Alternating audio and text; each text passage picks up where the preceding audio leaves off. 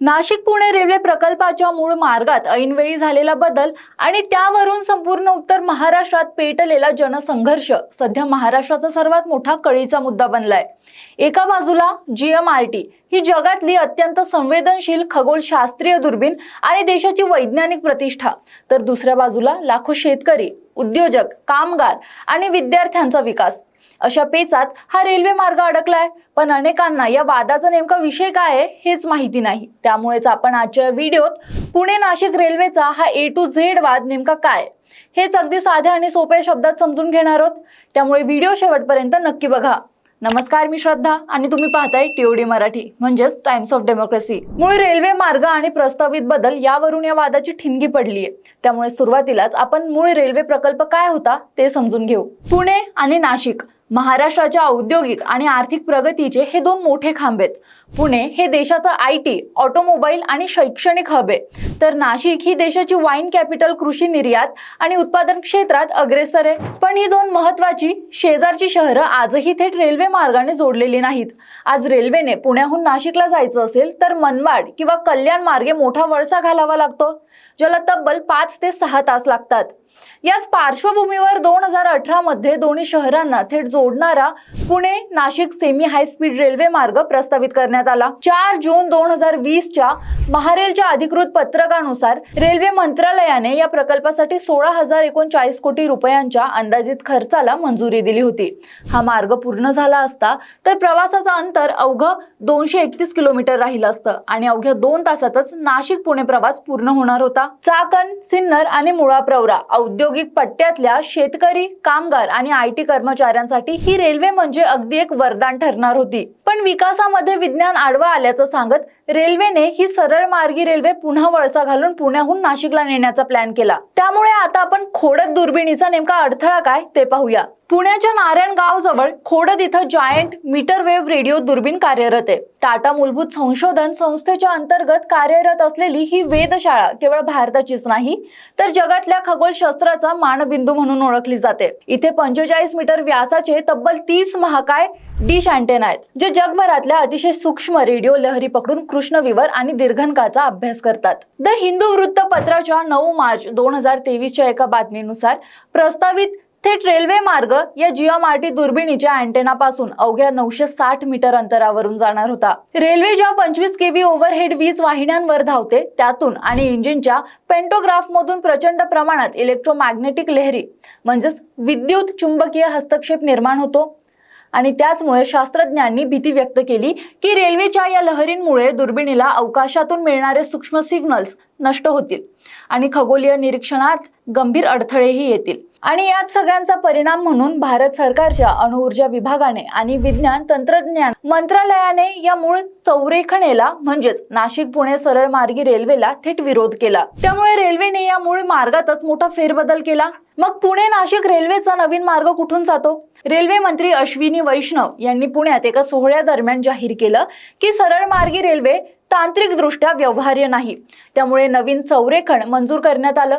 The times of इंडियाच्या एका बातमीनुसार हा सुधारित मार्ग आता पुणे, अहिल्यानगर, शिर्डी, नाशिक असा असणार आहे आणि त्याचा नवीन DPR देखील तयार झालाय। मूळ थेट मार्ग हा 231 किलोमीटरचा होता। हा मार्ग पुण्याहून चाकण, नारायणगाव, संगमनेर, सिन्नर मार्गे नाशिकला जात होता।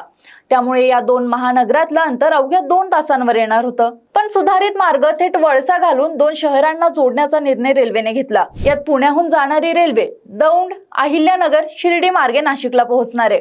यामुळे 2 शहरातलं अंतर थेट 80 किलोमीटरने वाढणार, तसंच वेळ देखील 1 तास वाढणार आहे। हे झालं वेळेचं आणि अंतराचं गणित। पण रेल्वे मंत्र्यांनी वेगळंच गणित मांडलं। रेल्वे मंत्र्यांच्या मते सुधारित मार्गामुळे मूळ 35,000 कोटी रुपयांच्या एकूण अंदाजित खर्चात थेट 1/3 कपात होईल, कारण यात आधीच अस्तित्वात असलेल्या रेल्वे ट्रॅकचा वापर केला जाईल। पण नाशिक आणि पुण्याच्या उद्योजकांनी मात्र वेगळाच मुद्दा मांडला। त्यांच्या मते या नवीन मार्गामुळे प्रवासाचं अंतर 80 किलोमीटरने वाढेल आणि प्रवासाचा वेळही 1.5 ते 2 तासांवरून थेट 3 तासांच्या पुढे जाईल। आणि याचा सगळ्यात मोठा फटका चाकण, राजगुरुनगर, मनसर, नारायणगाव, संगमनेर आणि अकोले या मूळ मार्गावरील संपूर्ण औद्योगिक आणि कृषी पट्ट्याला बसणार आहे। त्यामुळेच या पट्ट्यात सरळ मार्गी रेल्वेसाठी जनरेटा वाढतोय। मूळ सरळ मार्ग रद्द झाल्यामुळे या नाशिक पुणे पट्ट्यातल्या जनतेमध्ये प्रचंड संतापाची लाट पसरली आहे।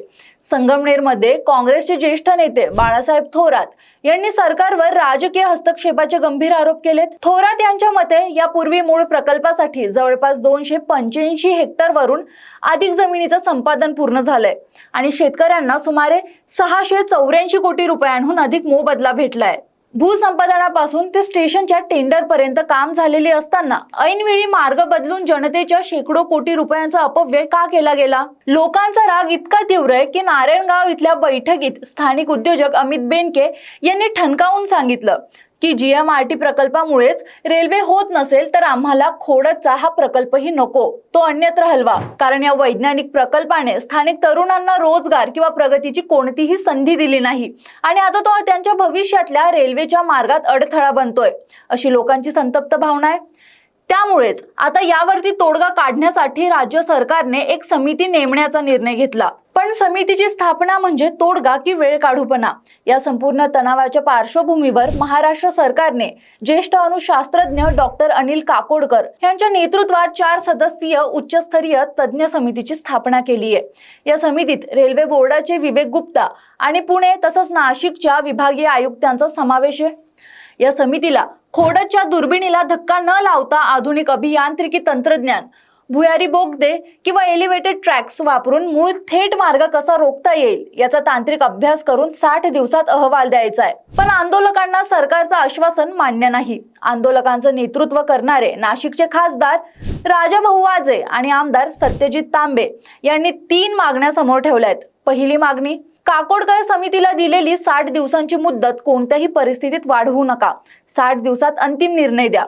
दुसरी मागणी, समितीने केवळ बंद खोली तांत्रिक अभ्यास न करता प्रत्येक तालुक्यात प्रत्यक्ष जनसंवाद आणि जनसुनावणी घ्यावी। तिसरी मागणी, प्रकल्पाचा मूळ थेट मार्ग पूर्ववत बहाल करावा। याच मागण्यांवर सरकारच्या आश्वासनानंतर आंदोलकांनी कालचं आंदोलन तात्पुरतं मागे घेतलं। पण रेल्वे सरळ मार्गाने जाणार की नाही हे 60 दिवसात समिती काय अहवाल देते यावरतून अवलंबून आहे। थोडक्यात काय तर जगातली सर्वात मोठी लो फ्रिक्वेन्सी दुर्बीण ही आपल्या देशाचा वैज्ञानिक गौरव आहे आणि तिचं रक्षण करणं महत्त्वाचं आहे, यात शंकाच नाही। पण त्याच वेळी तंत्रज्ञानाच्या 21व्या शतकात आपण समुद्राखालून बुलेट ट्रेन चालवू शकतो, तर काही किलोमीटरच्या बफर झोन मध्ये बोगदे किंवा एलिव्हेटेड ट्रॅक्सचे डिझाईन करून रेल्वे आणि दुर्बीण या दोन्ही गोष्टी एकत्र कार्यरत का ठेवू शकत नाही, असा प्रश्न आंदोलक स्थानिक नागरिकांकडून विचारला जातोय। काकोडकर समिती 60 दिवसात यावरती काय मध्यम मार्ग यावर आता उत्तर महाराष्ट्राचं भवितव्य अवलंबून आहे। तुम्हाला काय वाटतं, विज्ञानाच्या रक्षणासाठी शिर्डीचा वळसा घालणारा नवीन मार्ग योग्य आहे का, की शेतकऱ्यांच्या आणि उद्योगांच्या प्रगतीसाठी तंत्रज्ञानाचा वापर करून मूळ थेट मार्गच बहाल केला पाहिजे? आंदोलनावर राजकारणाचा आरोप करणं योग्य वाटतं का? कमेंट करून तुमची रोखठोक मतं नक्की सांगा। तुमचं गाव या रेल्वे मार्गावर असेल तर तुम्ही आवर्जून तुमचं मत मांडा। व्हिडिओ आवडला असेल तर लाईक करा, शेअर करा आणि आपल्या TOD मराठी चॅनलला YouTube वर सबस्क्राईब करायला विसरू नका।